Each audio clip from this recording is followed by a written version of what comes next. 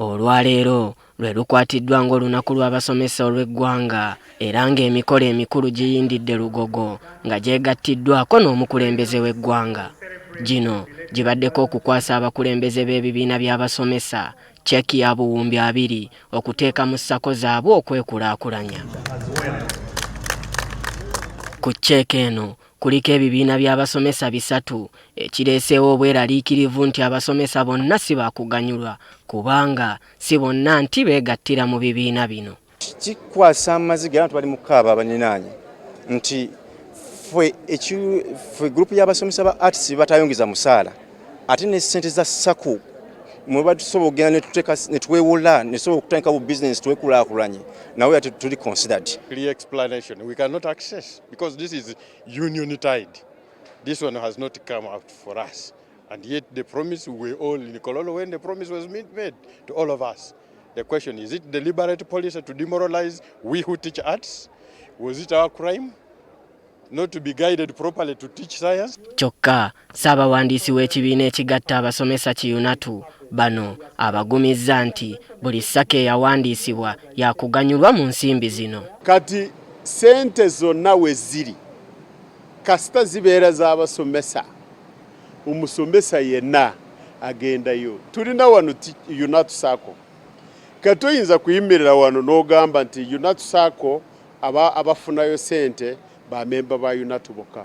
Nedda, buli musomesa ng'ali mu SACCO hajja. Abasomesa amasomo ga arts bakyakotesa ensingo olwa gavumenti okwefuula kyesirikidde ku nsonga y'okubongeza emisaala nga bwe yakola ku bannaabwe aba science. Tuli basanyufu kubanga omukulembeze w'eggwanga leero kyatugambye nti neera tagenda twongera misaala tekisanyusizaamu yadde n'akamu kubanga Teachers Day yaggwa ey'omwaka ogwaggwa yatugamba agenda kutwongerezaako ku musaala sente nga zirabise. Abamu ku basomesa amasomo ga arts bagamba nti tebagenda kulera ngalo gavumenti bw'eba yeefudde nampulira zibi ku nsonga gye balowooza nti yankizo.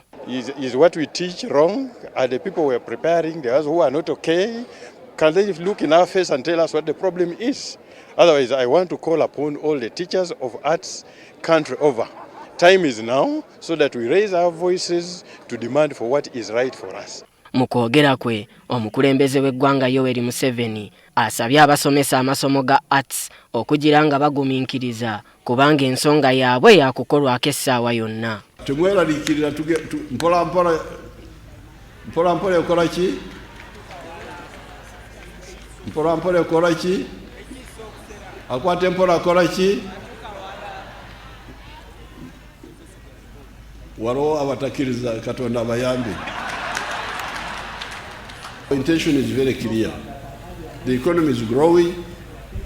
You can see the economy is growing quite fast. You have seen inflation is low.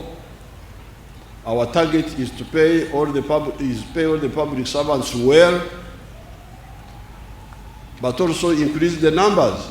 Minisita w'ebyenjigiriza Janet Museveni ye akalaatidde abasomesa bano okwewala obulyake mu ngeri y'okwebulankanya ku mirimu ng'agamba nti ne bwe banaabongera ssente omuze guno bayinza obutagukyusa. And we all look forward to a time when all teachers are paid competitively in spite of what they studied and their level of qualifications.